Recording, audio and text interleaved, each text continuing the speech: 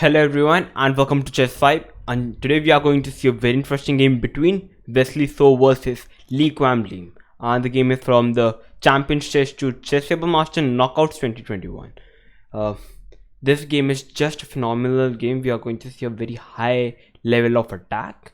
So the game is going to be very interesting.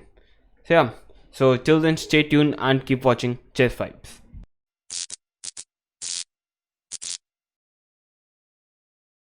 So Wesley with the white pieces and Lee Kwam Lim with the black pieces.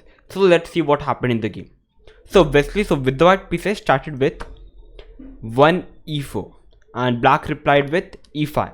We have knight f3, knight c6, and now we have bishop to b5. So we have the Ruy Lopez on the board. We have a6 asking the bishop on b5 whether he wants to grab the knight or whether he wants to go back to a4. So we have bishop to a4 by Wesley.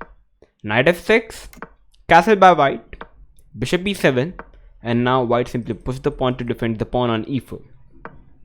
We have b5 by black, bishop to b3, d6. So perhaps black is preparing to play bishop g4 to pin the knight.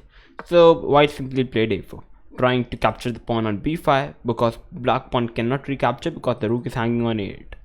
So we have bishop to d7 by black. So now the rook is protected by the queen. We have c3 by white. So white wants to open up the position by playing d4 at some point. So we have castle by black.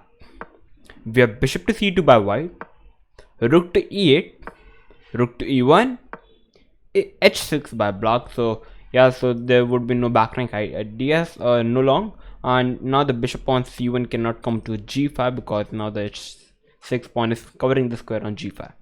So after h6 we have knight to d2 by white. Perhaps the idea is to play knight f1 at some point, followed by knight g3. We have bishop to f8, knight to f1, and now we have b4 by black, trying to open up the position a little bit. If white is having options, he can capture the pawn, he can push the pawn, or he can just keep the structure like this and play something else. So after b4, Wesley decided to develop the knight on g3 and keeping the structure as it is. So we have a pawn trade, and now we have d5 by black, trying to open up the position. A very nice idea by Lee Kwam Lim.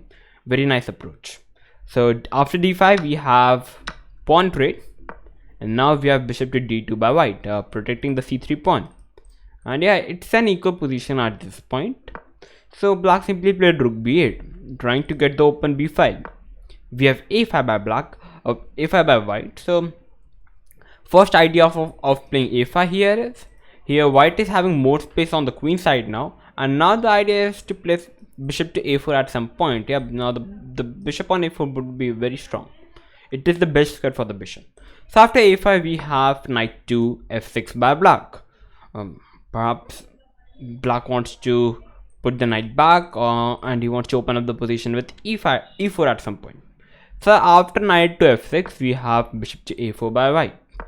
We have bishop to d6 by black, h3 by white, so no longer bishop g4 is possible. So we have knight to a7 by black, asking for a bishop trade. So Wesley simply grabbed the bishop back, going for no bishop trades. We have knight to b5 by black, queen to c1. Now the bishop and the queen is aiming at the pawn on h6, so perhaps there could be some sacrifices. So after queen to c1 we have bishop to c6 by Lee Kwam Lim, just ignoring this h6 threat and going for the knight on f3. So after bishop to c6 we have knight to h4 by Wesley So perhaps after playing knight to h4, Wesley So is definitely planning to put one knight on f5, putting more pressure on the pawn on g7 as well as on h6, and this could be very trouble for black. So after knight h4 we have bishop to f8 instantly by Lee Kwam Lim, giving some protection to the pawn on g7 as well as on h6. So after bishop f8 we have knight to f5 by Wesley So. Now the g7 and h6 are just a very big targets. So after knight to f5 we have queen to d5 by Lee Kwam Lim, Now yeah, it's just threatening a one move checkmate by Lee Kwam Lee. Obviously, Wesley have already saw it, and yeah, he responded with knight to e3, hitting the queen on d5 as well as protecting the pawn on g2 with the knight. So after knight to e3, we have queen to c5 by Lee Kwam Lee. And now it's a double threat on the pawn on c3. So it's now the next move by white was very interesting. The move Wesley So played was rook to a4 in this position. A very interesting move by white. They are just swinging the rook from the a1 to a4, and now the white rook looks very powerful on a4. And yeah, and all those who were thinking why not to capture the pawn on c3 now, actually now black can no longer capture the pawn on c3, because if black tries to capture the pawn on c3, now white is going to win with a very nice move, which is rook to c4 in this position. And after rook c4, the queen and the knight is attacked, and you have to obviously move the queen because the rook is protected by the pawn on d3.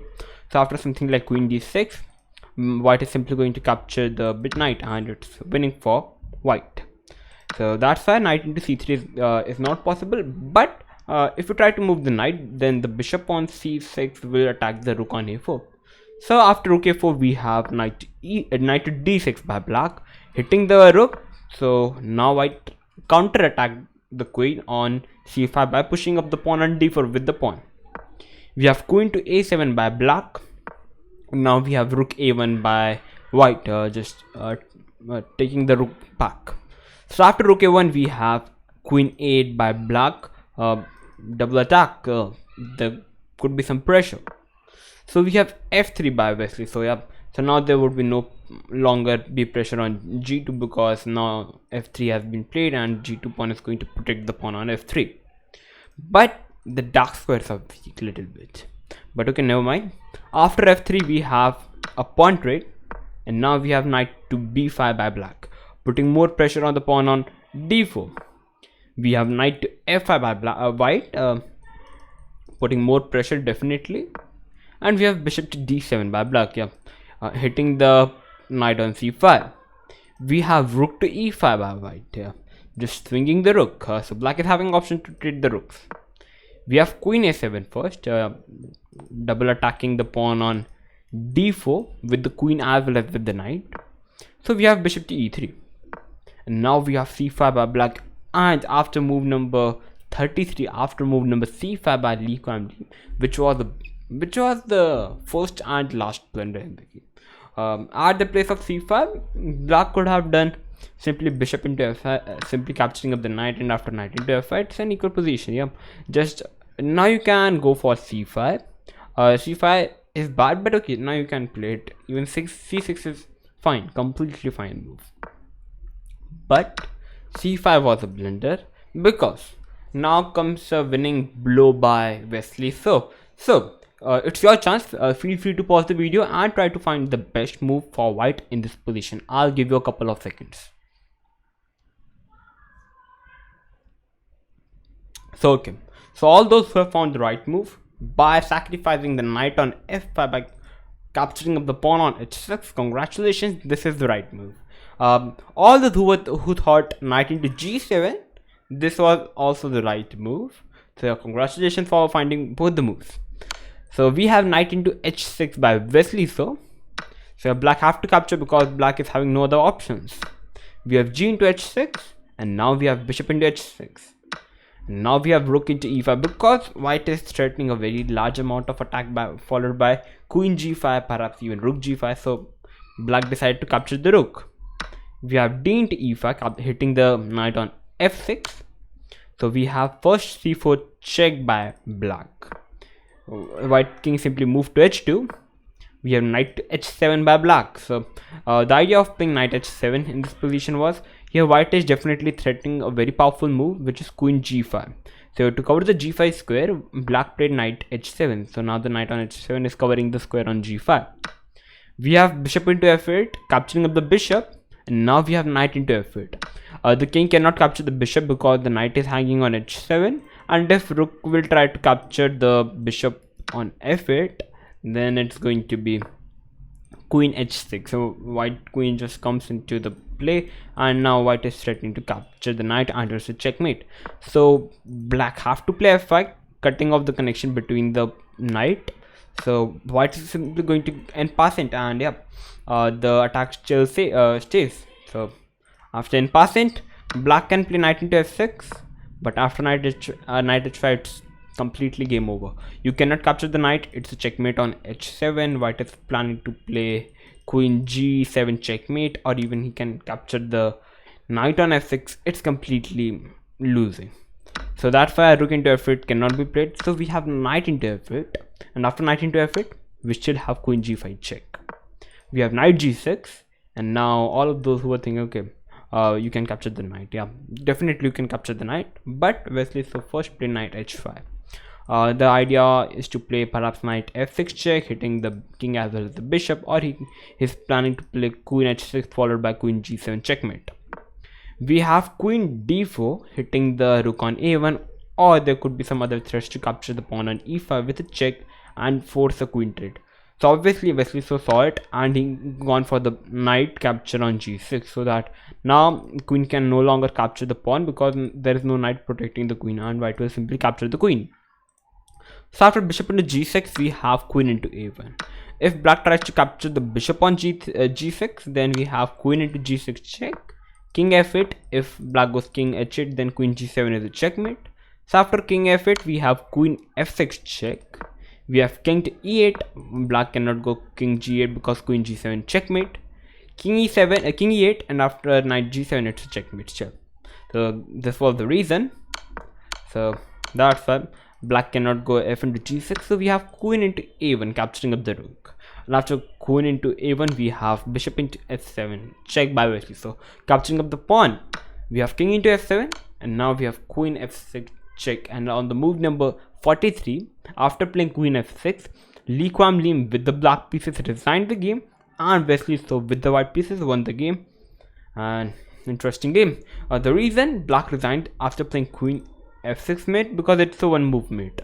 King is having two options. He can go to e8 or he can go to g8. If black king tries to go on g8, queen g7 is a mate protected by the knight, and if black tries to play king to e8, knight g7 is a checkmate, a pretty nice checkmate.